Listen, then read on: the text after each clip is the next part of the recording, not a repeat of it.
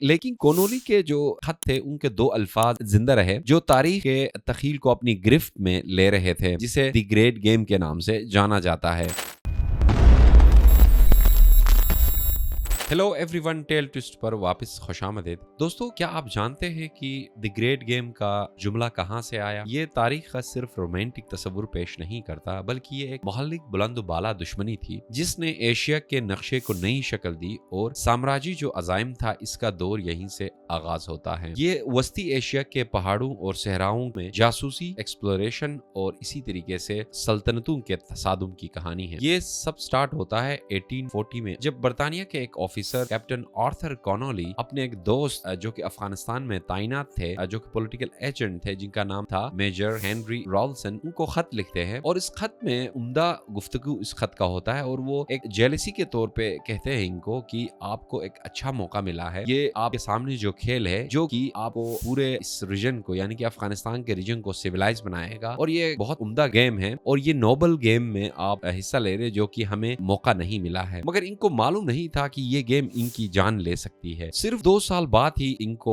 बुखारा के शहर में फांसी दी जाती है। इनके साथ इनका एक और ऑफिसर भी होता है जो कि ग्रेट गेम के साजिशों का शिकार बनते हैं। लेकिन कोनोली के जो खत थे उनके दो अल्फाज जिंदा रहे जो तारीख के तखील को अपनी गिरफ्त में ले रहे थे, जिसे द ग्रेट गेम के नाम से जाना जाता है। ये दुनिया की दो बड़ी ताकतों यानी कि रूस और बरतानिया के दरमियान था, जो कि अपनी एक्सपेंशन पॉलिसी को लेके बहुत सीरियस थी। एक तरफ तो चाहती थी कि किसी तरीके से उनका स्फीयर ऑफ इन्फ्लुएंस इन जगहों पे जुड़ी रहे। इसी तरह दोस्तों, किपलिन ने अपने एक नॉवल किम में बेसिकली द ग्रेट गेम का जो वर्ड है इसको कॉइन किया और इसमें इसने बताया कि किस तरीके से बेसिकली जो साम्राज्य साजिशें थी यानी कि कॉलोनियल जो सीक्रेट एग्रीमेंट्स थे और इसी तरीके से उनकी जो प्लानिंग्स थी, उन तमाम चीजों को बेसिकली यहीं से आगाज होता है। दूसरी जानिब रशिया का जो वर्जन है उसमें इस पूरे बैटल को कहते हैं टूर्नामेंट ऑफ शेडोज, यानी शुरू में इसको टॉर्मेंट ऑफ शेडोज कहा जाता था, बट वक्त के साथ वो टूर्नामेंट ऑफ शेडोज में बदल गया। सिर्फ जाहिरी तौर पे ये दो बड़ी सल्तनतें मौजूद थी, मगर इसके साथ साथ फ्रांस भी इसके और साथ पर्शिया भी इसमें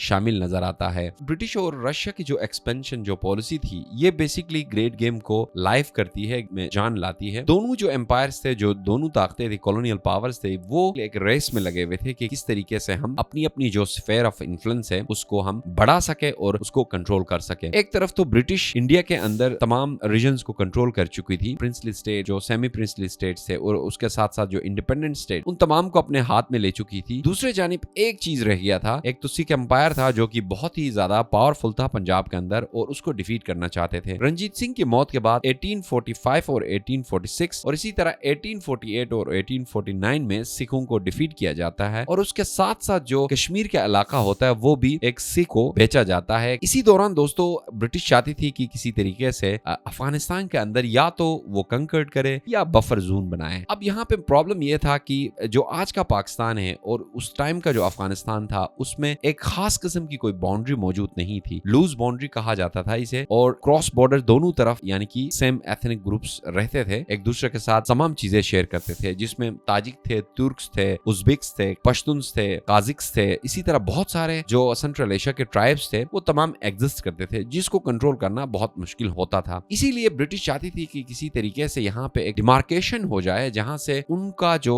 ब्रिटिश राज था इंडिया के अंदर उसको एक डिफेंसिव सिक्योरिटी मिलने के लिए। दूसरी जानिब जो कश्मीर के साथ जो गिलगित का रीजन पड़ता था, जो आज का गिलगित बल्तिस्तान जिसको कहा जाता है, ये रीजन भी बहुत इंपॉर्टेंट था ब्रिटिश के लिए और इसीलिए वो चाहती थी कि यहाँ पे इनका कंट्रोल रहे और ये चाहती थी कि अफगानिस्तान का जो वाखान कॉरिडोर का जो एक डिमार्केशन है वो इनके अंडर स्फीयर ऑफ इन्फ्लुएंस में आए। सो इसी तरीके से वो ग्रेट गेम के अंदर बरतानिया ने इस तरह पेशकदमी की। दूसरी तरफ अगर रशिया की बात की जाए तो रशिया भी अपनी जो एक्सपेंशन पॉलिसी थी उसको लेकर काफी सीरियस था। वो ईस्ट और वेस्ट दोनों तरफ से बेसिकली इस सेंट्रल एशिया पे हमला करता है। शुरू में 1839 में इसको कीवा खनाइट के अंदर इसको कामयाबी नहीं मिलती है। उसके रीजंस बताए जाते हैं कि मौरखीन का मानना है कि बेसिकली वो विंटर का टाइम था और विंटर टाइम में सेंट्रल एशिया का जो डेजर्ट एरिया होता है वो बहुत हार्श होता है और उसके साथ साथ इनके पास जो कैमल्स थे उनकी भी एक्सपीरियंस काफी नहीं था, जिसके बेसिस पे डिफीट हो गया। उसके साथ दोस्तों दूसरी तरफ ईस्ट की तरफ ये हमला करते हैं बट इसमें भी इनको खासी कोई कामयाबी नहीं मिलती है। इसके बाद ये लोग एक प्रपोजल लेकर आते जो कि एक डेवलपमेंटल स्कीम के थ्रू होता है। इस डेवलपमेंटल स्कीम में एक साइबेरियन लाइन बनाते हैं जिसके जरिए वो ट्रेड रूट्स को पहले एक्सप्लोर करते हैं। ट्रेड रूट्स पे बुखारा बुखारा, समरकंद और हिवा के अंदर जितने भी ट्रेड रूट्स होते हैं इनको कंट्रोल करते हैं। और ये वो इलाका था जिसमें बेसिकली ओल्ड सिल्क रूट का सेंटर भी कहा जाता है इस इलाके को। तो ये इस पे कंट्रोल करते हैं। कंट्रोल करने के बाद वो फिर पामीर की तरफ, जो मॉडर्न ताजिकिस्तान है, इसकी तरफ इनकी पेशकदमी होती है। इनकी पेशकदमी पामीर की तरफ होती है। तो दूसरी जानिब ब्रिटिश ने भी काफी हद तक गिलगित बल्तिस्तान का जो एक इलाका है, जो कि हुंजा के नाम से जाना जाता है, हुंजा प्रिंसली स्टेट था, और हुंजा का जो कनेक्शन था वो बहुत ज्यादा सेंट्रल एशिया, पामीर, तिब्बत और इस रीजन के साथ ज्यादा था। इसीलिए बेसिकली 1840s के बाद 1880 तक तकरीबन 40 साल की इस ड्यूरेशन के अंदर वो एक डिप्लोमेटिक रिलेशन कायम करते काशगर कॉन्सुलेट के साथ। काशगर के साथ इनकी डिप्लोमेटिक रिलेशंस कायम तो होती है, मगर इसमें एक और काम करते हैं कि इनका जो इंडिजिनस जो कवानीन होते हैं, बेसिकली ये वो इलाका था जहाँ पे लैंग्वेज रिटन में मौजूद नहीं था। तो जितने भी कवानीन थे, जितने भी इनके कस्टमरी लॉज थे, वो तमाम के तमाम अनरिटन थे, ओरल थे। तो जिसके बेसिस पे ब्रिटिश बेसिकली 40 इयर्स की डिप्लोमेसी करती है, जिसमें बेसिकली इनका जो ग्रेजिंग राइट्स के जो एरियाज बनते थे, जो कि पामीर के अंदर और आज का मॉडर्न चाइना के अंदर आ जाते हैं, उनको ये अबंडन करते हैं विदाउट कंसल्टेशन ऑफ लोकल। जो उनका मीर होता था, उनके कंसल्टेशन के बगैर ये बेसिकली खत्म कर देते। और उसके अगेंस्ट उनको जो गिलगित का रीजन था, जो कि उनका डोगरा के सुजर्निटी में आता था, वहां पे उनको कुछ जगह दी जाती है, जिसके बेसिस पे वो तमाम के तमाम खत्म किया जाता है। यहाँ पे बेसिकली वो स्फेयर ऑफ इन्फ्लुएंस बनाती है, और उसके साथ साथ वहां से रशिया की भी मूवमेंट स्टार्ट हो जाती है। सो इसी तरह दोस्तों अफगानिस्तान को एरिया को बफर जोन बनाना चाहते थे। 1860 में जनरल चरनीव ने बुखारा, समरकंद और ताशकंद को कैप्चर करते हैं। उसके बाद एक और रीजन रहता है जो कि 1867 में जनरल कॉफमैन, उसके अंडर बेसिकली मॉडर्न ताजिकिस्तान को बनाया जाता है। इसके बाद सेकंड एंग्लो अफगान वॉर होता है, जिसमें एक पपेट गवर्नमेंट को इंस्टॉल किया जाता है, बट उसमें भी अफगानिस्तान के अंदर जो उनकी इंक्लिनेशन होती है वो टुवर्ड्स रशिया की तरफ होती है। वो इसलिए होती है कि उनका जो अमीर था, शेर अमीर खान, बेसिकली वो बुखारा में होते हैं और वहां से ट्रेनिंग ली होती है। सेकंड एंग्लो अफगान वॉर के बाद ये डिप्लोमेटिक रिलेशंस, कम्युनिकेशन का जो चैनल होता है बिटवीन रशिया और ब्रिटेन स्टार्ट हो जाता है, जिसमें जर्मन का भी बिस्मार्क था उस वक्त, वो भी इंटरेस्टेड था कि किसी तरीके से इस रीजन में पीस के लिए।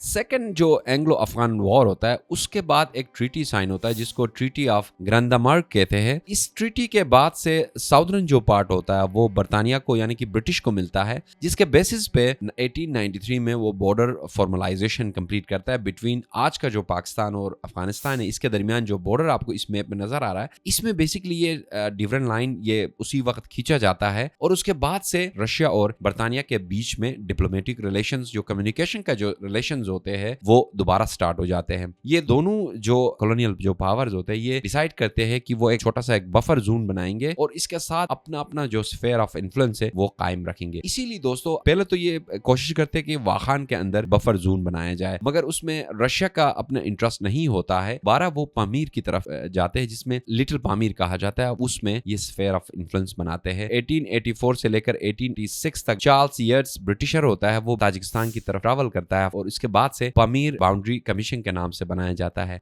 जब ये शुरू में बना था तो ये नाकाम हुआ था, बट उसके बाद जो आखिर में जब ये पामीर बाउंड्री जो कमीशन होता है, इसके बेसिस पे ये डिवीजन करते हैं, ये डिमार्केशन करते हैं, जो आज हमें नजर आता है डिमार्केशन बिटवीन प्रिंसली जो कंजूत स्टेट होता है उसके साथ पामीर लगता है, वो वाखान और ये जो अफगानिस्तान का पट्टी होता है, इसके अंदर जो आपको डिवीजन नजर आता है वो ग्रेट गेम का हिस्सा होता है। दोस्तों यहाँ पे हम अपनी इस वीडियो का इख्तिताम करते हैं। अगर ये वीडियो आपको इन्फॉर्मेटिव लगे जरूर अपने दोस्तों के साथ भी शेयर कीजिएगा। अगली वीडियो में दोस्तों हम पामीर बाउंड्री कमीशन को हम डिटेल में डिस्कस करेंगे। ये 3 दफा बना था, तो 3 दफा कैसे नाकाम हुआ और आखिर में ये कैसे कामयाब हुआ और कौन कौन से रीजन इसमें शामिल है, और ग्रेट गेम की वजह से आज का जो सेंट्रल एशिया है, अफगानिस्तान है और कराकुरम और हिमालय है, इस पे क्या असरात होते हैं, इन तमाम चीजों को हम नेक्स्ट वीडियो में डिस्कस करेंगे।